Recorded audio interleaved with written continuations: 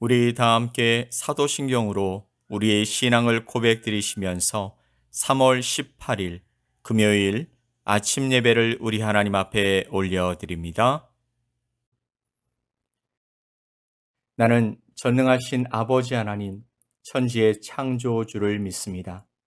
나는 그의 유일하신 아들, 우리 주 예수 그리스도를 믿습니다. 그는 성령으로 잉태되어 동정녀 마리아에게서 나시고 본디오 빌라도에게 고난을 받아 십자가에 못 박혀 죽으시고 장사된 지 사흘 만에 죽은 자 가운데서 다시 살아나셨으며 하늘에 오르시어 전능하신 아버지 하나님 우편에 앉아 계시다가 거기로부터 살아있는 자와 죽은 자를 심판하러 오십니다.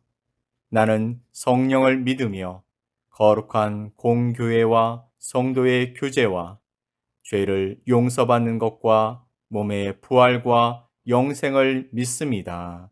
아멘.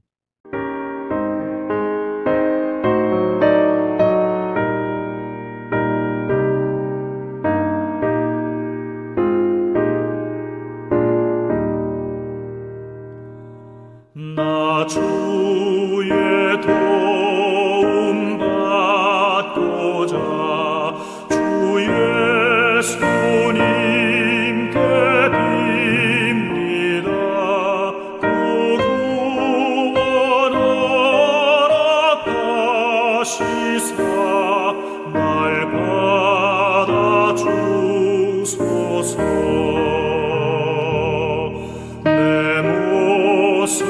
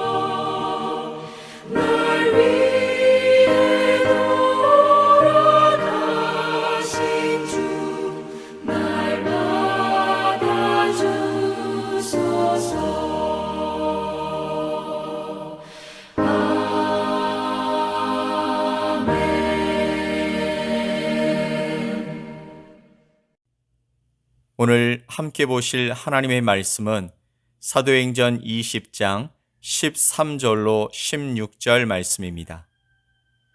사도행전 20장 13절로 16절 말씀을 우리 함께 보겠습니다.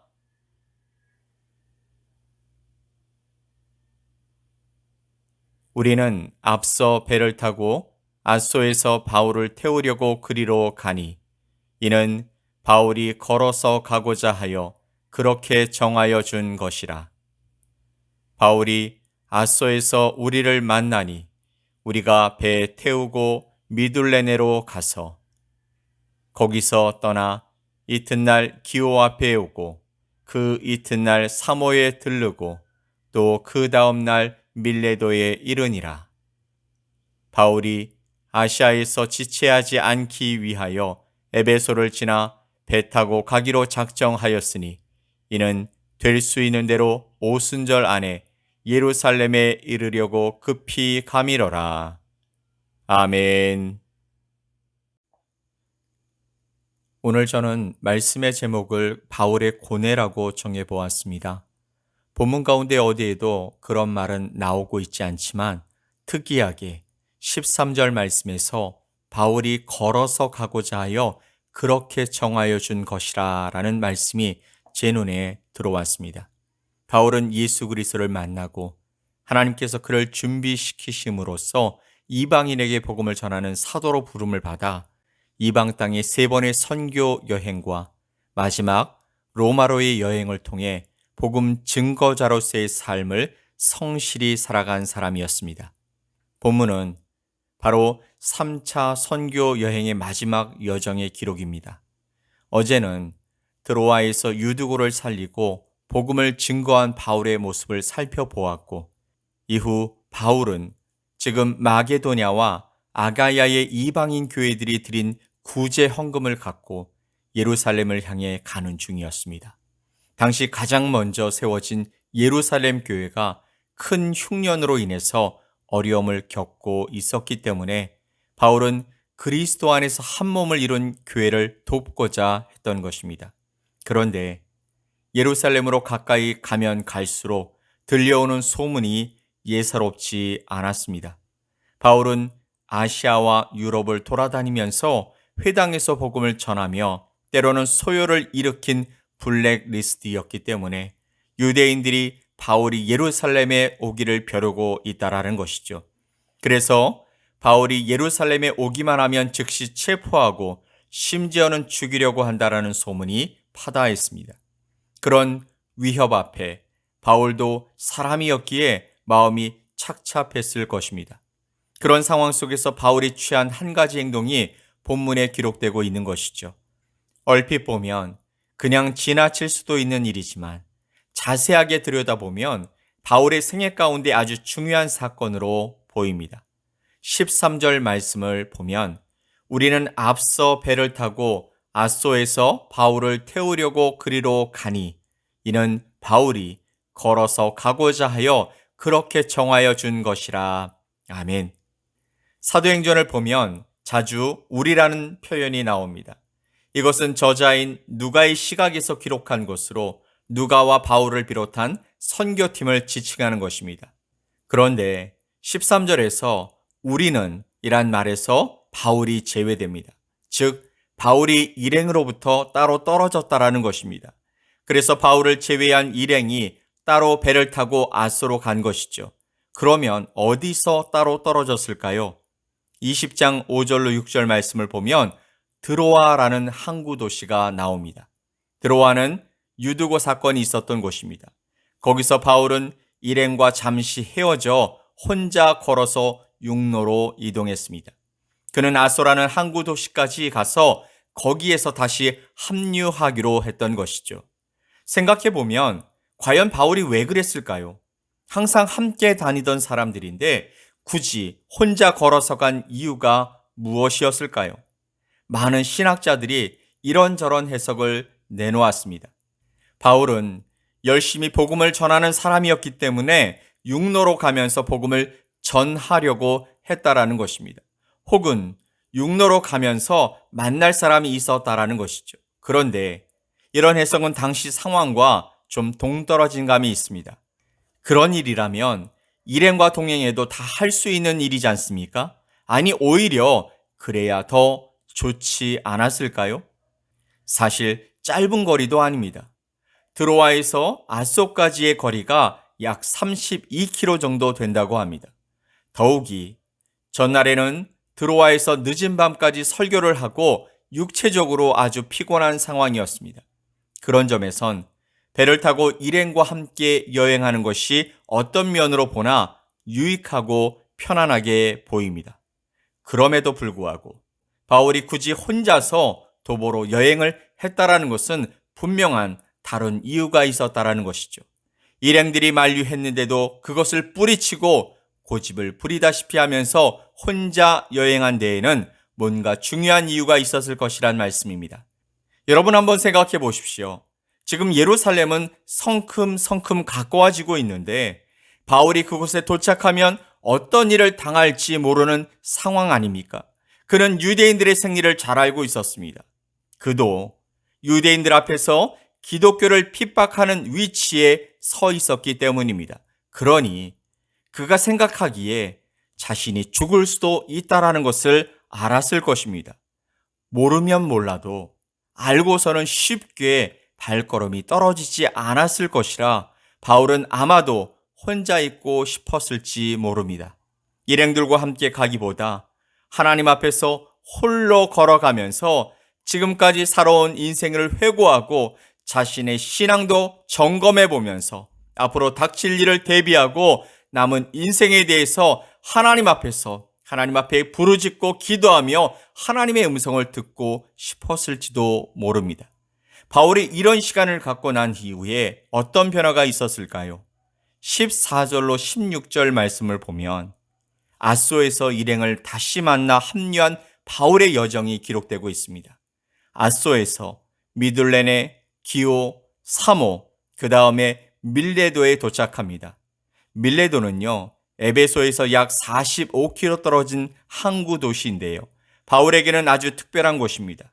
그는 순회 전도자로 한 곳에 오래 머물지 않았습니다. 그런데 에베소에서는 이례적으로 약 3년 동안 동고동락하며 지냈죠.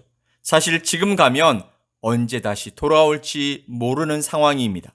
그러므로 인간적인 정리를 생각하면 아무리 바빠도 잠시 들러야 하는 것이었습니다. 하지만 바울이 어떻게 합니까? 16절 말씀을 보면 바울이 아시아에서 지체치 않기 위하여 에베소를 지나 행선하기로 작정하였으니 이는 될 수 있는 대로 오순절 안에 예루살렘에 이르려고 급히 가미러라. 아멘. 지체하지 않고 급히 가려고 밀레도에 들르지 않고 지나치기로 결심했다라는 것입니다. 구제연금도 전달해야 되겠고 또 오순절에 사람들이 많이 몰려들기 때문에 빨리 가서 복음을 전하고 싶었던 것이죠. 그의 모습 가운데 두려움이나 또한 걱정과 망설임 등은 전혀 보이지 않아 보입니다. 오직 그는 복음의 열정으로 가득 차 있었습니다. 이것이 바울이 드로아에서 아소까지 고뇌하면서 걸었던 길을 통해 얻은 결과였던 것이죠. 사람이 죽음 앞에 서면 두려운 게 인지상정이죠. 바울도 어쩌면 죽음의 위협 앞에 일말의 두려움을 느꼈을지 모르겠습니다. 그렇습니다. 우리가 눈앞의 현실에 사로잡히기 시작하면 두려움에 갇히기 쉽습니다. 그러나 눈을 들어서 십자가를 바라보면 혼란스러웠던 마음이 정리되고 확신이 넘치게 됩니다. 모든 두려움이 사라지고 심지어 죽음의 위협조차 이겨낼 수 있는 것입니다. 바울은 홀로 걸어가면서 주님 앞에 자신의 구원 문제를 점검해 보았을 것 같습니다. 자신의 고백처럼 죄인 중에 괴수였던 자기를 죄와 사망에서 구원해 주신 십자가의 은혜를 깊이 묵상했을 것입니다. 그리고 주님의 말씀도 기억했을 것입니다. 우리도 마찬가지 약속의 말씀을 묵상하면 확신이 생기고 승리할 수 있는 것입니다. 바울은 일행과 함께 있어도 위로가 되지 않았을 정도로 마음이 심란했을지 모릅니다. 그런데 홀로 걸어가면서 하나님과 영적 교제를 함으로 하나님의 임재를 깊이 체험했던 것입니다. 결국 바울은 새 힘을 얻고 용기 백배하여서 예루살렘을 향해 나아갈 수 있었죠. 바울은 홀로 걸으면서 성큼 앞으로 닥쳐온 죽음을 의식하면서 인생의 의미를 곰곰이 생각해 보았을 것입니다. 인생의 목적은요, 하나님이 부여하신 사명을 감당하는 것임을 다시 확인합니다. 사실 그렇습니다. 우리는 주님의 것입니다. 내 마음대로 사는 존재가 아닙니다. 그러므로 주님의 뜻대로 사명을 위해 사는 것이 가장 지혜롭고 복된 인생인 것이죠. 바울은 외칩니다. 로마서 14장에서 우리 중에 누구든지 자기를 위하여 사는 자가 없고 자기를 위하여 죽는 자도 없도다. 우리가 살아도 주를 위하여 살고 죽어도 주를 위하여 죽나니 그러므로 사나 죽으나 우리가 주의 것이로라. 아멘. 바울은 사명을 재확인하고 사람을 보내서 에베소 교회 장로들에게 고별 설교를 합니다. 그때 한 말 중에서 가장 중요한 부분이 바로 사명에 관한 것이죠. 사도행전 20장 23절로 25절에 오직 성령이 각 성에서 내게 증거하여 결박과 환난이 나를 기다린다 하시나 나의 달려갈 길과 주 예수께 받은 사명 곧 하나님의 은혜의 복음 증거하는 일을 마치려 하면은 나의 생명을 조금 더 귀한 것으로 여기지 아니하노라. 아멘. 이런 사명감 때문에 그는 지체하지 않고 예루살렘으로 달려갔던 것입니다. 디모데후서 4장 말씀에 보면 내가 선한 싸움을 싸우고 나의 달려갈 길을 마치고 믿음을 지켰으니 이제 후로는 나를 위하여 의의 면류관이 예비되었으므로 주 곧 의로우신 재판장이 그날에 내게 주실 것이니 내게만 아니라 주의 나타나심을 사모하는 모든 자에게니라. 아멘. 한 사람의 인생이 최후의 순간을 맞이하면서 죽음을 두려워하지 않고 그 너머 천국과 하늘의 면류관을 확신할 수 있었다라는 것은 정말 멋진 일입니다. 사랑하는 성도 여러분, 우리는 모두가 세상에 왔다가 언젠가는 가게 됩니다. 그 후에 우리는 주님 앞에 설 것입니다. 그때 과연 우리 인생 가운데 무엇을 내세울 수 있겠습니까? 우리가 쌓아놓은 소유입니까? 우리가 성취한 권세와 지위입니까? 그 어느 것도 아니죠. 바울은 주를 위해 온 생애를 들여 충성된 삶을 살았습니다. 그렇지만 그도 그의 생애에 대한 고뇌가 있었습니다. 그래서 그는 하나님을 만나기 위해 혼자 걷는 길을 선택했습니다. 여러분의 삶은 평안하십니까? 주를 위한 삶으로 가득하십니까? 혹시 힘들고 무엇인가 고민이 된다면 여러분이 가는 그 길에서 내려와 하나님을 바라보는 시간이 필요한 줄 믿습니다. 오늘 그 길에서 주님을 만나는 귀한 삶이 펼쳐지기를 예수 그리스도의 이름으로 간절히 축복합니다. 아멘. 우리 함께 기도합시다. 주님 감사합니다. 고뇌하는 자녀들을 붙들어 주시고 함께 하시는 주님, 바울을 이끄신 그 손길로 우리들과 함께 해 주시옵소서. 주님의 힘이 필요합니다. 주님의 말씀이 필요합니다. 주님이 보여주시고 함께 하시는 그 놀라운 능력이 필요합니다. 오늘 우리의 가는 길에 함께 해 주시옵소서. 감사드리며 예수 그리스도의 이름으로 기도 올리옵나이다. 아멘. 하늘에 계신 우리 아버지여, 이름이 거룩히 여김을 받으시오며 나라가 임하시오며 뜻이 하늘에서 이루어진 것 같이 땅에서도 이루어지이다. 오늘 우리에게 일용할 양식을 주시옵고 우리가 우리에게 죄 지은 자를 사하여 준 것 같이 우리 죄를 사하여 주시옵고 우리를 시험에 들게 하지 마시옵고 다만 악에서 구하시옵소서. 나라와 권세와 영광이 아버지께 영원히 싸움나이다. 아멘.